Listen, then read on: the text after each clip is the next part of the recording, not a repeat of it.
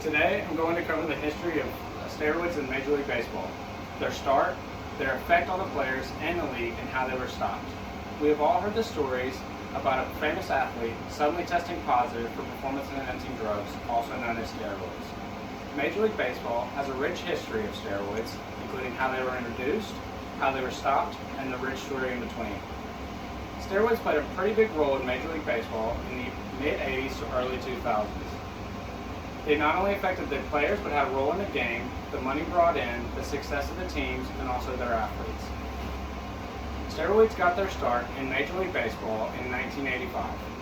According to an article in HuffPost, they were brought in by a player named Jose Canseco in his first year of the MLB. His career took off, and not long after, this news spread like wildfire.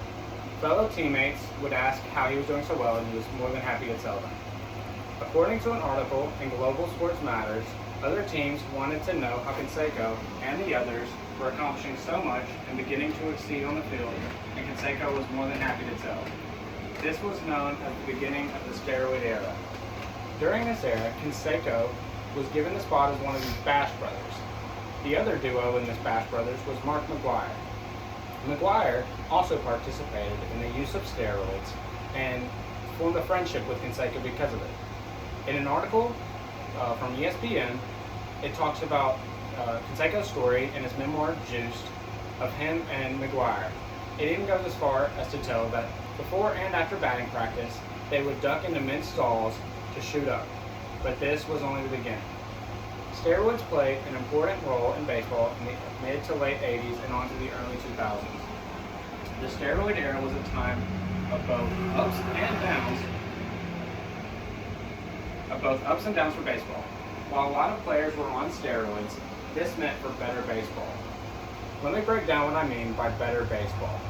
During this time, the MLB brought in an extreme amount of money. They packed the stands, which was almost unheard of at the time.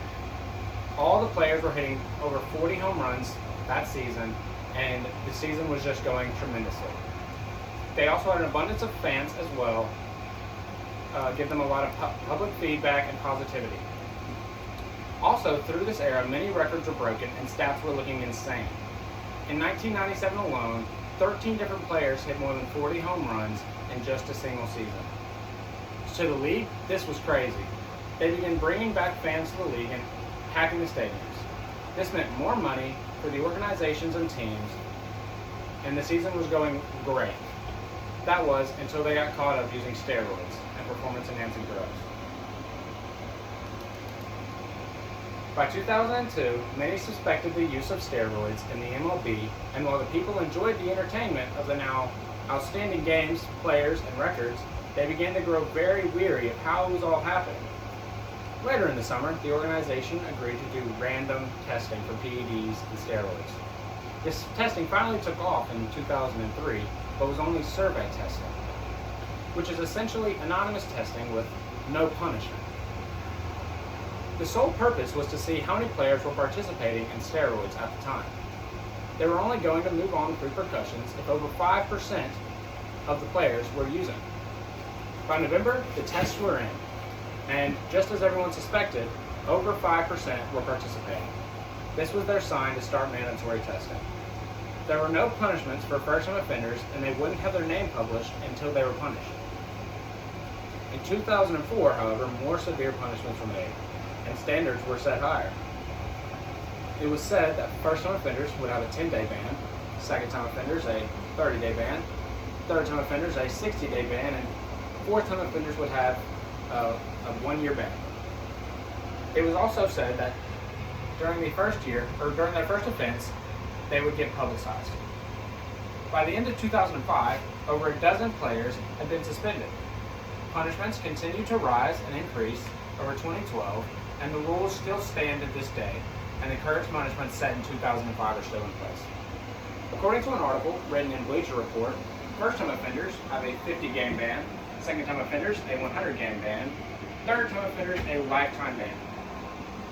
To sum everything up, steroids, whether good or bad, had an important role in the history of baseball. They started harmlessly with one person and spread like wildfire through the entire league. They affected the stats, brought in more people, set new records, and made baseball into something that no one could have ever imagined. This turned out to be a negative thing, though. Eventually, the organization put a stop to steroids and banned them. Now there is restrictions of punishments for anyone caught using, and testing is done regularly to ensure that the game is played in a clean and fair manner. Thank you. Yay!